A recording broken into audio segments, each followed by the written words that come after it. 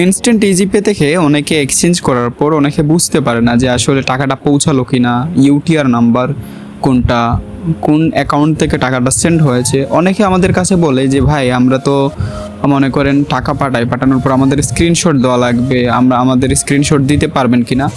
কিন্তু স্ক্রিনশট আমরা ওয়েবসাইটেই automatic generate হয়ে যায়, সেইখান থেকে আপনারা পেয়ে যাবেন। কিন্তু অনেকে পেমেন্ট করার পর বুঝতে পারে না যে আসলে কোথা থেকে স্ক্রিনশট নিবে, কীভাবে নিবে, এবং ইউটিআর নাম্বার কোনটা, সেন্ডার নাম কোনটা সেটা বুঝে না। আবার অনেকে ইন্ডিয়া থেকে যারা গিয়ে বাংলাদেশে টাকা পাঠায়, তারা অনেকে বুঝতে পারে না যে কোনটা ট্রানজ্যাকশন আইডি এবং কোন নাম্বার থেকে বাংলাদেশে টাকা ঢুকেছে সেটাও বুঝতে পারে না। তো আজকে সেই প্রসেসটাই দেখাবো, পুরো একদম A to Z গাইড করব। তো আশা করি আপনারা পুরো ভিডিওটা দেখবেন। তো প্রথমে যেটা করতে হবে, আপনারা ধরেন কি এখান থেকে আমি একটা এক্সচেঞ্জ করে দেখাচ্ছি যে আমি কোথা থেকে ইউটিআর নাম্বার পাবো বা সেন্টার নাম পাবো।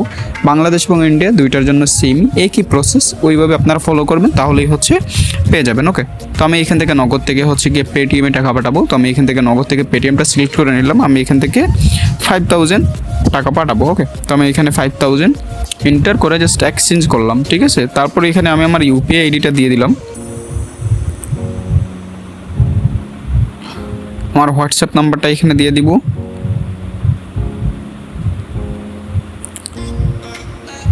ইমেল অ্যাড্রেসটা দিতে হবে।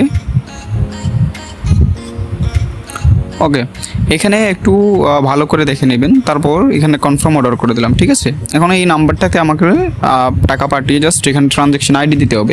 এইখান থেকে আপনারা বিষয়টা দেখবেন। তো আমি কি এখানে টাকাটা পাঠিয়ে স্ক্রিনশটটা দিচ্ছি, ট্রানজ্যাকশন আইডিটা এখানে পেস্ট করতে হবে। তো আমি আমার ট্রানজ্যাকশন আইডিটা এখানে দিয়ে দিচ্ছি পেমেন্ট করার পর। এই যে এখানে ট্রানজ্যাকশন আইডি দিয়ে জাস্ট এখানে কনফার্ম করে দিচ্ছি। যখন আমরা কনফার্ম করব, এই রকমের একটা স্ক্রিনে আমাদের নিয়ে আসবে। ওকে, এখানে একটু ভালো করে দেখেন, এরকম একটা স্ক্রিনে নিয়ে আসবে এবং এখানে আমাদের সমস্ত ডিটেলস দেখাবে। এই যেখানে আমি সেন্ড করেছি নগদ থেকে, রিসিভ হবে আমার পেটিএমে, টাইমটাও দেখাচ্ছে এবং এইখানে এই যে অর্ডারটা এখন প্রসেসিং দেখাচ্ছে, ঠিক আছে। এখানে প্রসেসিং দেখাচ্ছে। অনেকে আসলে বুঝতে পারে না যে অর্ডার টাকাটা গেল কিনা, যে দেওয়ার সাথে সাথে কি টাকাটা কি চলে গেছে, না এখনও টাকা যায়নি। এখানে প্রসেসিং দেখাচ্ছে। তো প্রসেসিং দেখাচ্ছে, আমরা এখানে অপেক্ষা করব, একটু সময় অপেক্ষা করব এবং দেখবো যে কত সময়ের মধ্যে আমাদের টাকাটা যায়। যদি টাকাটা যায় এখানে কনফার্ম দেখাবে এবং নিচে আমাদের ইউটিআর নাম্বার এবং অ্যাকাউন্ট হোল্ডার নেম, মানে সেন্ডার নাম, যে অ্যাকাউন্ট থেকে টাকাটা সেন্ড হয়েছে সেইটার নাম দেখাবে এইখানে, এবং 12 সংখ্যার ইউটিআর নাম্বার শো হবে। যেহেতু আমরা ইন্ডিয়াতে টাকা পাঠাইছি, ইন্ডিয়ান নাম্বার যে টাকাটা ঢুকছে, বাংলাদেশে যেরকম ট্রানজ্যাকশন আইডি থাকে, ইন্ডিয়ার একটা ইউটিআর নাম্বার থাকে, তো ইউটিআর 12 সংখ্যার নাম্বার থাকবে এবং সেন্ডার নাম, ঠিক আছে, কোন অ্যাকাউন্ট থেকে টাকাটা সেন্ড হয়েছে সেটাও দেখাবে। তো এখানে এখনও প্রসেসিং আছে, যতক্ষণ না এখানে কমপ্লিট হচ্ছে ততক্ষণ আমাদের অপেক্ষা করতে হবে। একটু পর এখান থেকে রিফ্রেশ করে আমরা দেখব যে আসলে টাকাটা এখানে কনফার্ম হয়েছে কিনা, ঠিক আছে। এখানে অটোমেটিক সাকসেস দেখাবে না, আমাদের রিফ্রেশ করে দেখতে হবে, ঠিক আছে। তো আমরা একটু অপেক্ষা করি।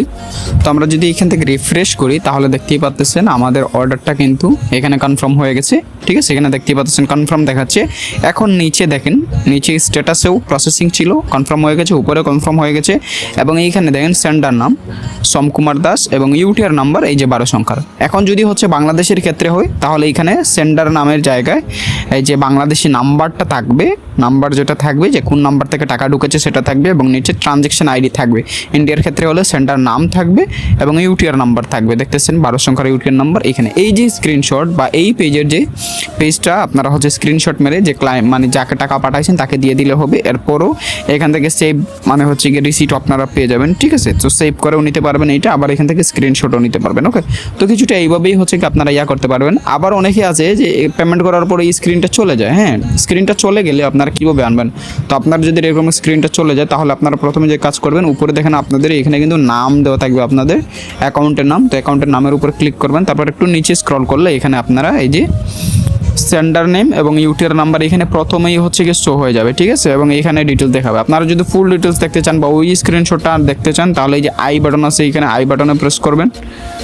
এই স্ক্রিনশটটা দিলে হবে। আবার আই বাটনে ক্লিক, ওই যদি আগের পেজে যেতে চান তাহলে একটু আই বাটনে ক্লিক করে নিচে স্ক্রল করে পেমেন্ট প্রুফে যদি যান, এই যে এই স্ক্রিনে নিয়ে আসবে, আবার আপনারা এই স্ক্রিনে আসতে পারবেন। তো বিষয়টা এমন, অনেকে এই জিনিসটা বুঝে না, তো তাদের জন্য এই ভিডিওটা মেক করা। তো আশা করি বুঝতে পারছেন কীভাবে কী করতে হবে না করতে হবে।